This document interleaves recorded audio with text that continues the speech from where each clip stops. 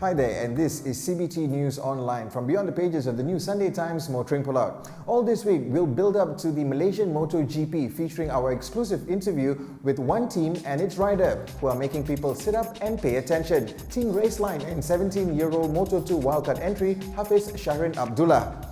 In today's feature, team manager Barry Leong talks about the wildcard entry and the cost of managing the team.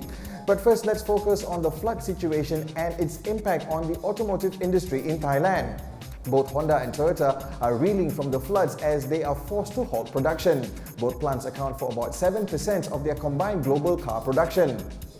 The disruption to production at Toyota and Honda comes just as they bounce back from the March 11th earthquake and tsunami in Japan that destroyed auto parts suppliers and suspended car production around the world. Toyota's 3 plants in eastern Thailand were unaffected by the weather, but production was halted due to parts shortages.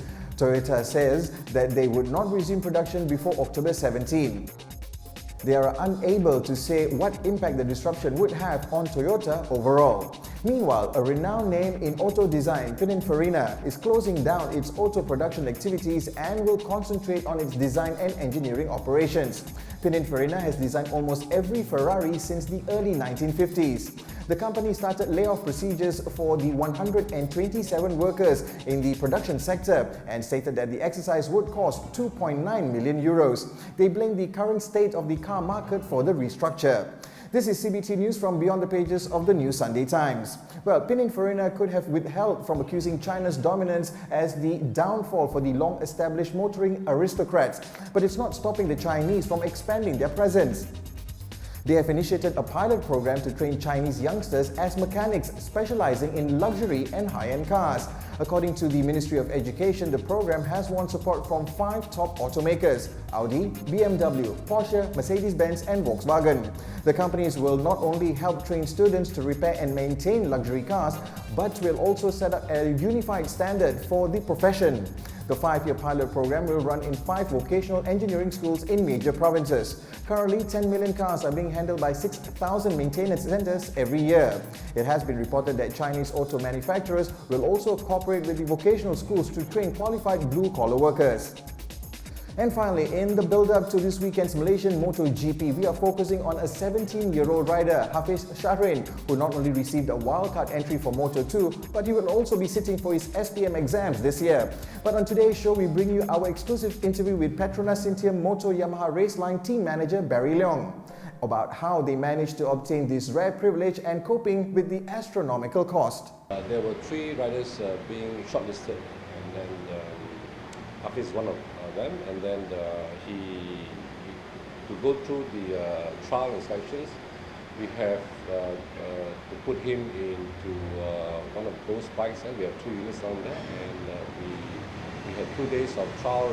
The trial actually so-called derived from having him to ride consistently, and also the lap times and the number of laps they can do, so-called the best times recorded for comparison. So what happened is, like, Hafiz did pretty well, and then in all the elements of selection, and he got the note after the third day of the trial.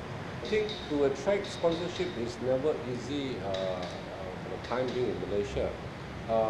What we are so lucky is we have our sponsor, Petronas, and of course we have other bodies involved, which is AM and SIC and other minor sponsors. Yeah?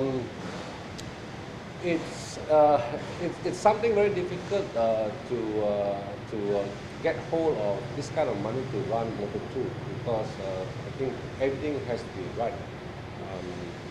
Like I said, the rider, the team, the interest of the sponsor. So everything has to click into one before you can actually present a team to race in this level. Join us tomorrow where we'll feature Hafiz himself as he looks forward to race day. So until then, from the team at Cars, Bikes and Trucks, here's wishing you safe travels and happy motoring.